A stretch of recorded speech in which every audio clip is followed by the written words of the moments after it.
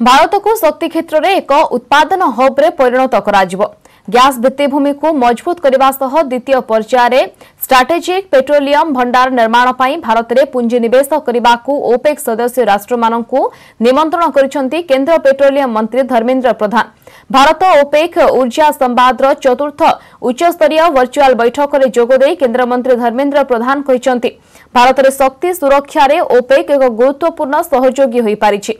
भारत सह ओपेक मिलित भाव में कार्य कले शक्ति चाहिदार अभिवृद्धि हेबो। एथिसह शक्ति बजार रे मध्य वृद्धि परिलक्षित हेबो। विश्व में जो आर्थिक परिस्थिति देखा देछि ताहा सुधारिबा लागि तैल उत्पादनकारी एवं आमदानकारी देश दायित्व संपन्न भाव में काम करने को आह्वान देछंती केंद्र मंत्री। कोरोना समय रे भारत को अतिरिक्त एलपीजी जोगाई देथिबारु ओपेक र कार्य को प्रशंसा करिसेंती धर्मेंद्र।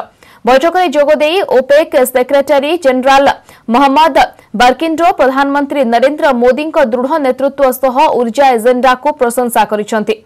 ଏହି କାର୍ଯ୍ୟକ୍ରମରେ ଓପେକ୍ ସଦସ୍ୟ ରାଷ୍ଟ୍ରଗୁଡ଼ିକର ପ୍ରମୁଖ ଅଧିକାରୀମାନେ ସାମିଲ ହୋଇଥିଲେ। ପେଟ୍ରୋଲିୟମ ମନ୍ତ୍ରାଳୟର ସଚିବ ଏବଂ ଭାରତର ତୈଳ ଶିଳ୍ପର ସମସ୍ତ ସରକାରୀ ଏବଂ ବେସରକାରୀ ସ୍ତରର ଏମଡି ଏବଂ ସିଏମଡି ମାନେ ମଧ୍ୟ ଯୋଗ ଦେଇଥିଲେ।